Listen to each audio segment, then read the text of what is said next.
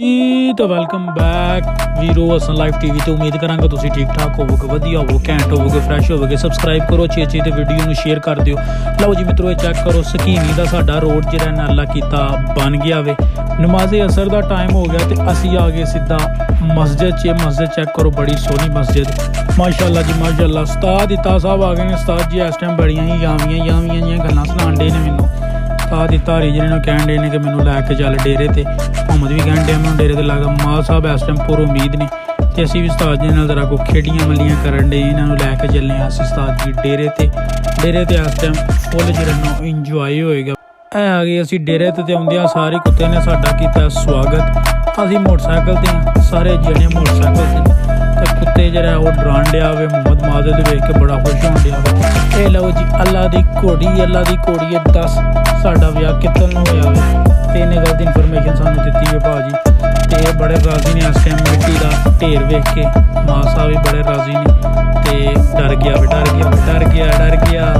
ਲਓ ਜੀ ਮਾਸ਼ਾਅੱਲਾ ਮੌਸਮ ਵੀ ਬੜਾ ਸੋਹਣਾ। ਇਹ ਜਿਹੜੀ ਬੇੜੀ ਨੇ ਸਕੀਮੀ ਦੀ ਬੇੜੀ ਇਹਨੇ ਅੱਜ ਤੀਕ ਇੱਕ ਬੇਰ ਵੀ ਨਹੀਂ ਲਾਇਆ। ਇਹਨੂੰ 7 ਸਾਲ ਹੋ ਗਏ। ਲਓ ਜੀ ਉਸਤਾਦ ਕੀਤਾ ਤੇ ਮੁਹੰਮਦ ਜਰਾ ਉਹ ਕੋਈ ਘੋੜੀ ਨੂੰ ਮਾਰ ਛੜਿਆ ਤੇ ਦੱਬਣ ਡੇ ਨੇ ਭਾਜੀ। ਚੈੱਕ ਕਰੋ ਤੇ ਕੁੱਤਾ ਉਹ ਪਰਾਂ ਬਹਿ ਕੇ ਤੇ ਖਾਣ ਡਿਆ ਵੇ, ਨਾਲੇ ਨਜ਼ਾਰੇ ਲੁੱਟਣ ਡਿਆ ਵੇ। ਇਹ ਚੈੱਕ ਕਰੋ ਜੀ ਇਮਰਾਨ ਖਾਨ ਕੀ ਆਖਣਾ ਬਦਵਈਆ ਕਨਸਤਾਈ। ਲਓ ਜੀ ਸੂਰਜ ਪੂਰੀ ਆਬੋ ਤਾਬ ਨਾਲ ਚਮਕਣ ਡੇ। ਸਾਡੇ 2 ਸਬਸਕ੍ਰਾਈਬਰ ਬੜੇ ਹੀ ਪਿਆਰੇ ਅਬਦੁੱਲਾ ਘੁੰਮਣ ਤੇ ਉਬਰ ਘੁੰਮਣ ਭਾਜੀ ਉਤੋਂ ਖਲੋ ਕੇ ਮੈਨੂੰ ਕਹਿਣ ਡੇ ਨੇ ਕਿ ਵਲਾਗ ਦੇ ਵਿੱਚ ਸਾਨੂੰ ਲੈ। ਵਾਲ ਬੜੇ ਵੱਡੇ ਹੋ ਗਏ ਉਸਤਾਦ ਜੀ। ਸਾਡੀ ਸਟਾਫ ਹੀ ਬਣਦੀ ਹੈ ਕਿ ਵਾਲ ਜਿਹੜੇ ਨੇ ਉਹ ਛੋਟੇ ਕਰਾ ਦਿੱਤੇ ਜਾਣ।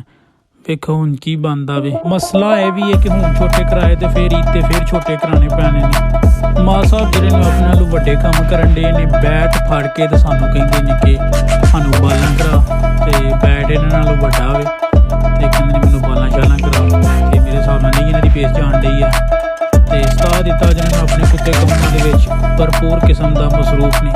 ਲਓ ਜੀ ਮਿੱਤਰੋ ਰੋਜ਼ਾ ਖੁੱਲ ਗਿਆ ਤੇ ਰੋਜ਼ਾ ਖੋਲ੍ਹਦਿਆਂ ਸਾਰੇ ਇਹਨਾਂ ਅਸੀਂ ਸ਼ਾਦੀ ਮਾਲ ਭਰ ਕੇ ਆਏ ਹਾਂ। ਤੇ ਹੁਣ ਜਿਹੜਾ ਨਾ ਉਹ ਚੈੱਕ ਕਰੋ ਪੀਜ਼ਾ ਆ ਗਿਆ ਵੇ। ਪੀਜ਼ੇ ਦਾ ਹੁਣ ਗੇੜਾ ਦੇਣ ਲੱਗੇ ਨੇ ਮਾਂ ਸਾਹਿਬ ਦਾ ਰਿਐਕਸ਼ਨ ਚੈੱਕ ਕਰਨਾ। ਜਦੋਂ ਪੀਜ਼ਾ ਓਪਨ ਹੋਣਾ ਮਾਂ ਸਾਹਿਬ ਦਾ ਰਿਐਕਸ਼ਨ ਚੈੱਕ ਕਰੋ। ਭਾਜੀ ਖੈਰ ਹੋ ਗਈ। ਮਾਂ ਸਾਹਿਬ ਭਾਜੀ ਪੀਜ਼ਾ ਵੇਖ ਕੇ ਇੱਕਦਮ ਖਿਲ ਜਾਂਦੇ ਨੇ। ਜਿਨ੍ਹਾਂ ਵੀਰਾਂ ਨੇ ਇੰਸਟਾਗ੍ਰਾਮ ਤੇ ਫੋਲੋ ਨਹੀਂ ਕੀਤਾ ਅਸਾਂ ਲਾਈਵ ਟੀਵੀ ਸਾਡਾ ਇੰਸਟਾਗ੍ਰਾਮ ਹੈ ਤੇ ਜ਼ਰੂਰ ਉਹ ਕਰ ਲਵੋ। ਲਓ ਜੀ ਤਾਸ਼ਾਂ ਦੀ ਗੇਮ ਹੋਣ ਡਿਆ ਪਈ ਤੇ ਇਹੋ ਜਿਹੇ ਪੱਤੇ ਆਈ ਨਾ ਤੇ ਮੈਂ ਨਾ ਚੱਸ ਵੱਜ ਜਾਂਦੀ ਹੈ।